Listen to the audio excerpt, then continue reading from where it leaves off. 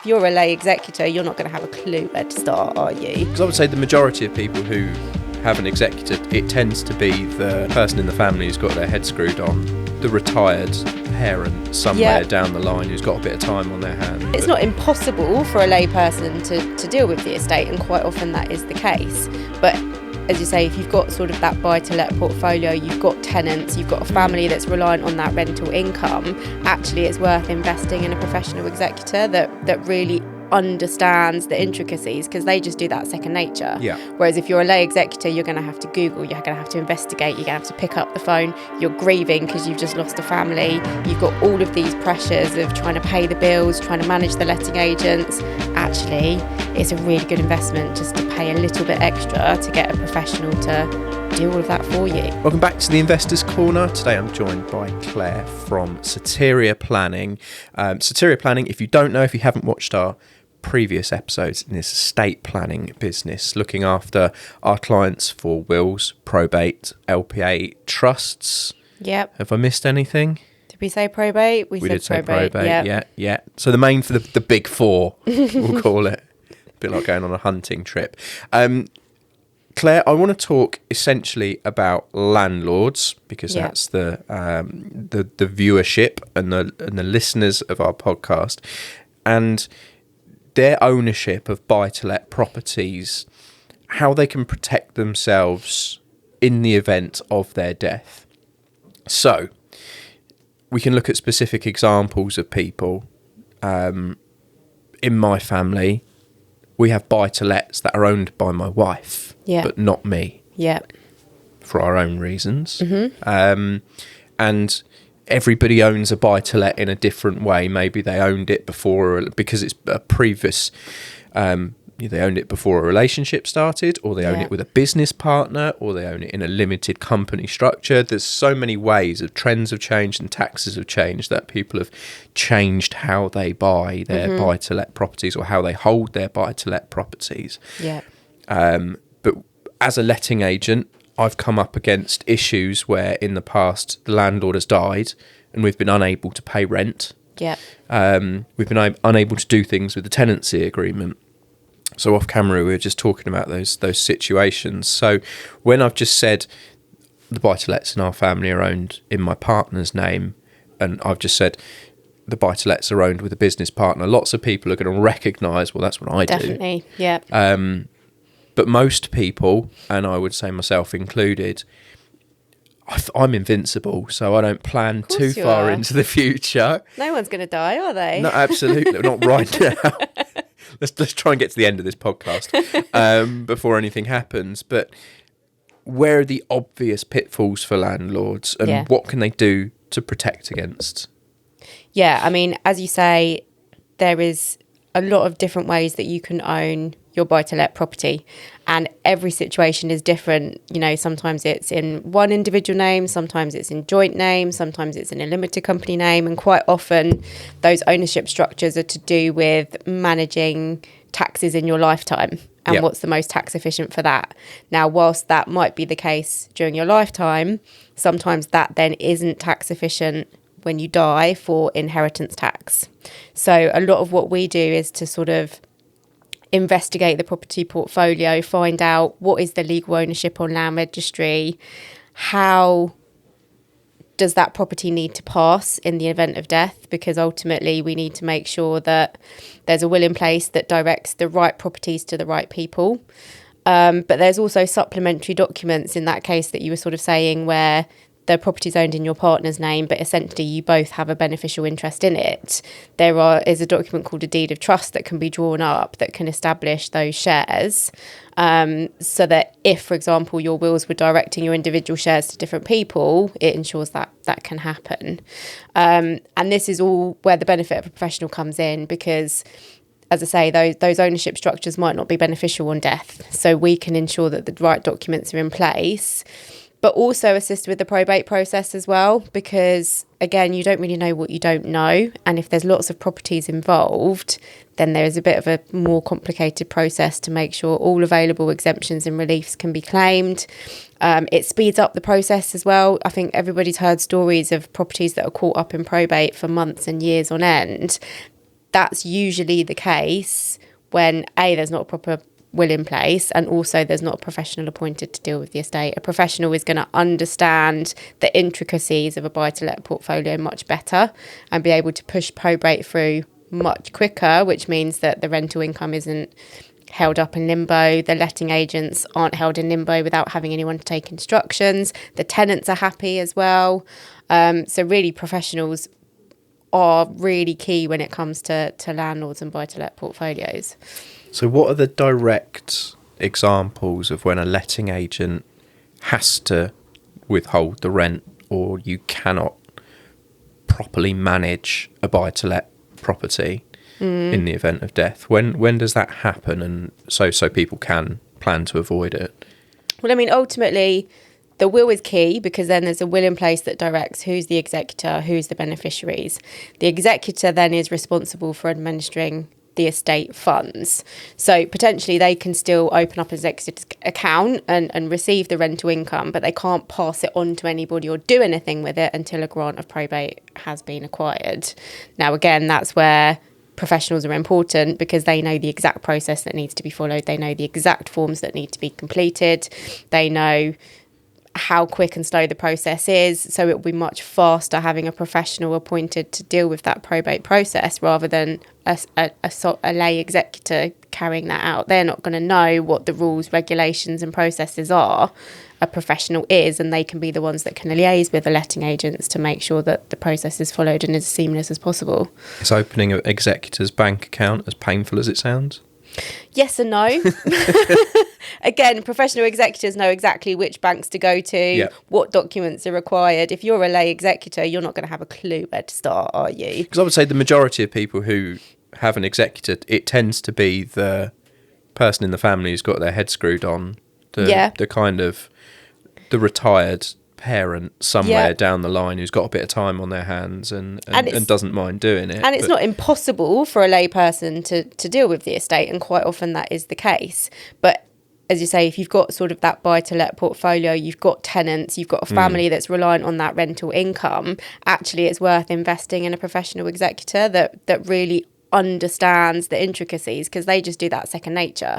Whereas if you're a lay executor, you're going to have to Google, you're going to have to investigate, you're going to have to pick up the phone, you're grieving because you've just lost a family, you've got all of these pressures of trying to pay the bills, trying to manage the letting agents. Actually, it's a really good investment just to pay a little bit extra to get a professional to do all of that for you. So let's look at the direct. If you own property in a company, easier or harder to work? Doesn't really make a lot of difference, because it's still the shares of the business still have to pass through the will and still have to require probate in order to distribute their shares. So it doesn't make a lot of difference whether it's sole name or company name. There's also the misconception that if it's in a company name that it's going to qualify for business relief for inheritance tax, which quite often isn't the case, because there is a caveat so business relief is applied to inheritance tax, that for certain types of businesses you can get up to 50% or 100% relief on inheritance tax. So people assume if it's a limited company, then it's going to get business relief. But there is a caveat in the regulations for business relief that if the business is solely for investment purposes, business relief doesn't apply. So is that a trading business? So it needs to be a trading business, not solely for investment purposes, and it needs to be owned for a minimum of 2 years to even qualify for business relief. And then obviously we know from the recent budget that there's now a cap on that business relief, that it's only for business assets up to £1 million. So a lot of people set their properties in the limited company thinking that that's going to be an inheritance tax vehicle. It isn't. So it doesn't matter if it's in the sole name, it doesn't matter if it's in the limited company name. It doesn't make a lot of difference for inheritance tax purposes. And as I say, regardless if it's sole name or limited company name, it still requires a very similar process in terms of administering the estate to realise those shares. Obviously, if it's a company, then quite often there's other people involved in the company that can assist. But if one of those business partners has either lost capacity or has died, then there's still a process that needs to be followed, and the other business partner can't do everything themselves. So solely owned or jointly owned, where are the benefits and detractions? So if a property is solely owned, again, similarly, you'll need a grant of probate for on death, and you'll need a lasting power of attorney if you lose capacity. With joint ownership, it depends. So there's two ways that you can own a property. One is called joint tenants and the other is called tenants in common. Now, if you're owning the property as joint tenants, it means that if one co-owner dies, the property automatically passes to the surviving co-owner. It's through what's called survivorship.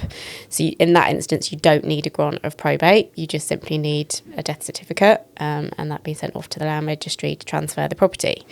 Now, if it's tenants in common, then it means, again, it goes through the will and you need a grant of probate.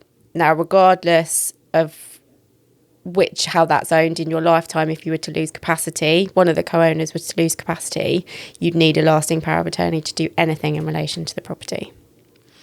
So if you were buying a buy-to-let property today, which we can only ever deal with today because tomorrow might be a different story, the pace which different governments like to change these kinds of rules, because stealth tax are amazing ways to raise money, as we all know. How would you buy a buy-to-let property with if you were older than we? I mean, we're young people, goes without saying, so we don't have to be concerned about these things. Yeah. But maybe if you're a parent's age, investing money, sort of retirement money, pension money into property, how would you look to structure it from the point of view of, I'm buying this with a view of this is going to be in my estate when I pass away, rather than this is an investment for retirement planning. This is an investment for my kids. Yeah.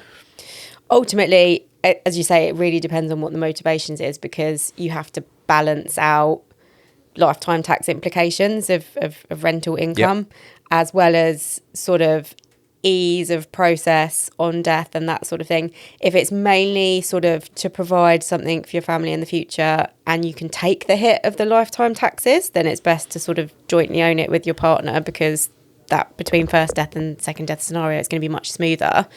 But as I say, that's not always the case. Quite often ownership structures are different because you're trying to balance out sort of the other tax implications. So really there's no hard and fast rule. It's probably a really good idea when you are looking to invest in property to not only get advice from an accountant in terms of tax advice, but to also speak to an estate planner at that stage to find out what the implications are in terms of wills and estate planning, because it gives you then all the information available to make the right decision for you and your family.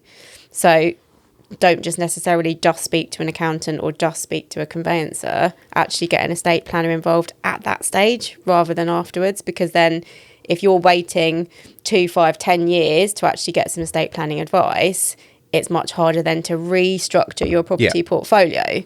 So really it's good to get all of that advice on the outset, because then everything's all ready and you don't really need to be worried about it. Yeah, it depends on your long-term aspirations to either hold the property or cash in on profit during your lifetime. Obviously, none of us can plan for when that kind of event's going to happen, but you can look at very strongly, I'm 30 and I'm going to be holding this property for 10 years. So it's how do I plan my taxes for the week to week, month to month, and the disposal of the property, rather than I'm 75 and I'm putting this windfall of money into a couple of apartments because I've got 2 children and I want one to inherit one each. At which point the estate planning part might become more important than the accountant's part, because you're very much buying with a motivation that these properties are going to pass. To do with inheritance, isn't it? Rather than with my inheritance, rather than it being a situation where you're going to hold it and it's going to pay you and then pay out on profit. So it's an interesting kind of take on who you talk to first and whose advice you kind of stack in order of importance to make sure you do it the right way. The only problem is you can obviously plan now and then next year the rules change. Everything change, yeah. So it's just key that people keep up, I guess, with either their tax planner or their estate planner for those changes. Big change we've obviously had in the last month or so, 2 months, is within pensions, within or not within your estate. Yeah, and that's going to have a huge implication going forward when that does sort of officially take effect, if it even does, because there's so much uproar about it at the moment. But that's gonna change a lot of people's planning, a lot of people's will structure. So yeah, constantly keeping things under review is really important. I think a lot of people look at their wills, look at estate planning, look at powers of attorney, and then they don't think about it for 5, 10, 15 years. But I think most people, you've written a will, it's done. Yeah. Like, it's a task. You think that is in my the case? head, to be completely honest, it's a task. Yeah. It's been completed. So unless anything drastically changes, like I have different assets, or the people I'm going to leave those assets to really need to change through divorce or whatever. Exactly. In which case your life gets thrown upside down and you need to do everything again. Yeah, and then it's a different story, isn't it? Yeah, exactly. But otherwise, if your life is the same, then you've got a will and it's kind of completed, rather than it being do your tax return every 12 months. Yeah, exactly. It's not sort of a regular deadline thing, is it? But I mean, again, that's where the benefit of a professional comes in, because if there are changes in legislation, if there are different strategies that we've employed that we see a benefit to, it's down to us to proactively contact our clients to say, look, there's been some changes, let's have a meeting and catch up, so we can discuss and see if we need to make any adjustments to your planning. Because as you say, unless there's any major life change, people aren't going to think about updating their wills. But we as professionals have a different perspective, and we see the industry changes, we see new good practices put in place. So it's down to us to proactively contact people and say, we haven't heard from you for a while, let's catch up. And for us to just keep that topic in their mind as well, and make it more of a normal, regular thing. Keep reminding them about the death. Yeah. I mean, it's going to happen one day. It's one of the few things you can be sure of. Exactly. And I think that's the thing, that's such a taboo subject. Yeah.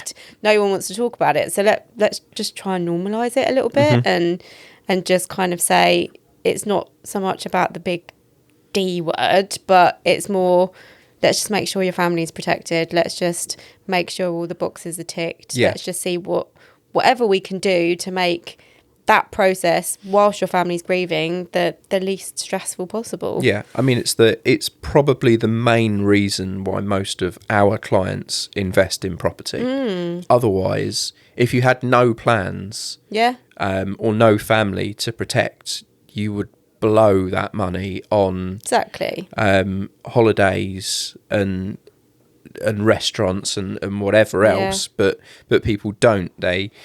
They protect and they build for future generations. So, and that's why people hold property, long-term assets, not short-term stuff. So for those people, I guess we should do a really quick section on what has changed in pensions, because there's people invest in property as a pension. Yep. I firmly believe that, and I firmly believe that property, you should be able to hold property in a pension, but that's another rant for another day. Yeah. That I feel like I would get good support on from our audience. So there's always the argument: do I put my money into a pension, or do I go outside and do I put my money into a property? The rules for pensions has changed. Correct. How have the rules for pensions changed, and how does that affect people? So up until now, your pension pot was generally not part of your estate. It was subject to its own sort of tax wrapper regime. So it meant that any final benefit payable on death would be separate to your estate and wouldn't be subject to inheritance tax. From the latest budget, that's now all going to change, and from 2027, any final death benefit will form part of your estate and come into the estate for inheritance tax purposes. Now, exactly what you're saying, a lot of people were using sort of pension planning as a tax planning tool. So to get money out of the estate, and again, you wouldn't need probate for that, you would have your nomination and your expression of wishes, and it would pay to your beneficiaries. Now, in terms of the probate side of things, we believe it's still going to be the same in that you'd still have the nominations form. So it's complicated in the fact that, yes, it's in your estate for inheritance tax purposes, but no, you can't gift it in your will to your beneficiaries. So lots of people are going to need to get some advice. If your pension's going to be forming part of your estate for inheritance tax purposes anyway, then it might not be beneficial for everybody to be investing in their pension pot. Yeah. It might be better for them to be investing in other assets, whether that be property, whether it be shares, whether it be other forms of investments. So that's where, again, the difficulty with estate planning is we have a lot of crossover with other professionals as well. So as I mentioned earlier, sort of crossover with accountants. We also have crossover with financial advisors as well. And this particular change is going to require sort of a group effort going forward.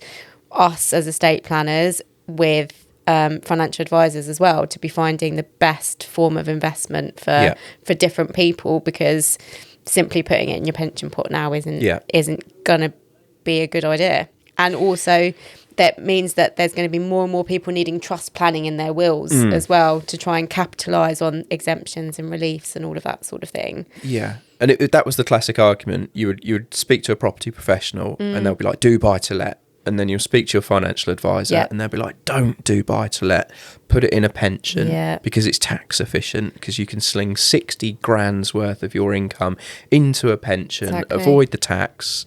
Not avoid the tax, that's the wrong word, but you know what I mean. Exactly. Circumnavigate the tax. It goes in pre-tax, it's going in gross from your income, and it's great. And it just builds and builds and builds and builds, and then it's outside of your estate for inheritance tax. So those of us who live in the southeast of England, we can be incredibly cash poor but asset rich. Is quite typical, and it's typical for people who are very normal to have an estate of £1 million on death, just because their property has prices grown from 75,000 when they bought it in the late 80s to 675,000 now, which if you sling a pension on top of that, you're going to go way past £1 million, which was previously outside of that amount, and that £1 million doesn't seem to be going anywhere. No. Short answer. It's one of those, it's just like the income tax thresholds. That £1 million is just staying put. I can't remember the last time it was changed. I was probably about 14. 2009 was the last time, was when it went to 325,000, and that's now due to be extended to 2030 now.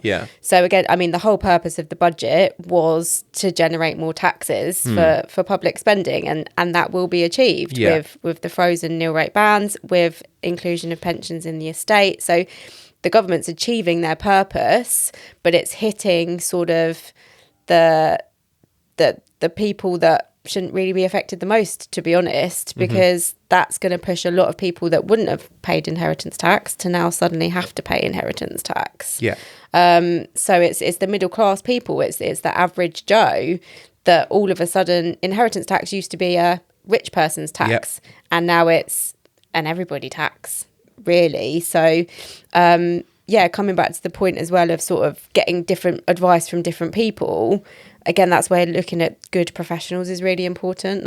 I work quite closely alongside accountants, financial advisors, all of those different cross functionality, because ultimately all of us have our clients' needs at heart. So we work together. I'm not going to advise something and say, oh, you shouldn't speak to your accountant's advice, rubbish, like go and take what I'm saying. It's a real group effort, and it is that crossover. And it's going to be so important now, probably for the next 5 years. That advice is going to be super important to try and minimise the inheritance tax, to try and speed up the inheritance process, to have minimal impact on the middle class family. Yeah, I think when you're speaking to a group of advisors, they will always put their case of specialism forward as the most important. Of course. And then between the three, you have to kind of gauge which parts you push forward for you personally. There's never a perfect answer on it. No. Something you said earlier is that estate planners should be always in contact with their clients. I believe at Soteria you've got a monthly newsletter. We do. Can people subscribe to it? They can. So we also have sort of a free will writing guide on our website that people can reach out to, that then links to our database and our regular marketing. As I say, anyone that has been in contact with us at some point during our inception of a company, then where there are changes in legislation, we will contact people and we'll get in touch. So we're not the kind of company that just sits there and waits for people to come to us. We proactively contact people on our banks and people who want to get in touch with us as well. So what we'll do for those who are watching and listening, in the show notes, I'll make sure there's a link to the free guide, which means you can download that. You'll hit the database and you'll receive the monthly newsletter. Whether you're a client of Soteria or not, it just means that you get that update when there's some kind of change or update that you need to be aware of, that you'll receive it into your inbox. I get nobody's going to be buzzing about getting a monthly newsletter on Literally, it, but it's just like when I get my monthly update from my accountant. I don't really want to read it, but at the same time, it's probably the most important read that I have each month. I think that's fair to say without really hammering it. So anyway, thanks again to Claire from Soteria Planning for joining me and providing that frankly, massively beneficial advice that everybody needs to hear. But if you're like me, you put to the back of your mind because there isn't a deadline. I'm a bit deadline focused and I fail with those sorts of subjects. If you want to get in contact with Claire, as I say, on the show notes, you've got the will writing guide. You can sign up there and they can contact you back to have a no obligation chat. Until next week, we'll catch you then. Thanks for watching.